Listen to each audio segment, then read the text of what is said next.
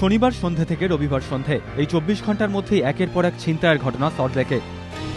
রবিবার সন্ধে 7:30টা এল ব্লকের বাসিন্দা দেবস্মিতা জেনা রবিবার সন্ধেই কেনাকাটা করে বাড়ি ফিরছিলেন।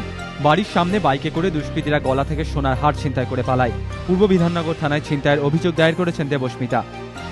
শনিবার সন্ধে 6:30টা সেন্ট্রাল পার্কের কাছে এফডি ব্লকের বাসিন্দা সোহিনী অধিকারী প্রাক্তন আইনমন্ত্রী নিশীত অধিকারীর পুত্রবধূ বাড়ির সামনে সন্ধেয় হাঁটতে বেরিয়েছিলেন। আচমকা সাইকেল চালিয়ে একজন দুষ্কৃতী মোবাইল ফোন ছিনিয়ে নিয়ে পালায়। চিৎকার চেঁচামেচিতে স্থানীয় বাসিন্দারা দুষ্কৃতীকে ধরে ফেলেন।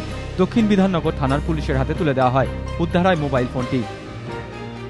নিরাপত্তার প্রশ্ন যেখানে এখন সত্যি আমরা নিরাপদ নই, সেটা অনেস্টলি বলছি, নিরাপদ আমরা নই। শনিবার সন্ধে 7টা এবার ছিনতাই বিকে ব্লকে। বিকে ব্লকের বাসিন্দা কাকলি দাস দোকান থেকে বাড়ি ফিরছিলেন। বাইকে চেপে এক দুষ্কৃতী সোনার হার ছিনতাই করে পালায়। খুবই আতঙ্কিত। তো আমার বাড়ির সামনেই যদি আমার কোনো নিরাপত্তা না থাকে তাহলে আমি চলবো কি করে রাস্তাঘাটে। শনিবার সন্ধে 7:30টা আধ ঘন্টা যেতে না যেতেই ফের পূর্ব বিধাননগর থানায় ছিনতাই। এইচ ব্লকের রীনা ভট্টাচার্য বাড়ি ফেরার সময় তার গলার হার ছিনতাই করে দুষ্কৃতীরা। বাইকে করে এসে ছিনতাই করে পালায়। তো লোকের মাঝখানে এরকম যে হতে পারে এটা আমার একেবারে স্বপ্নের অতীত।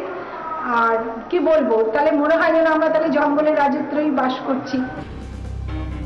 শনিবার রাত 8:30টা বিএ ব্লকের বাসিন্দা জবা চক্রবর্তীরও গলার হার ছিনতাই করে পালায় দুষ্কৃতীরা। এক্ষেত্রেও সেই বাইকে চেপেই হার ছিনতাই করে পালায় তারা। উত্তর বিধাননগর থানায় অভিযোগ দায়ের করা হয়। পরপর এভাবে ছিনতাইয়ের ঘটনায় বড়সড় প্রশ্নের মুখে সল্টলেকের পুলিশি ব্যবস্থা।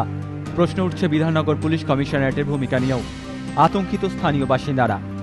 জয়ন্ত পাল, এবিপি আনন্দ।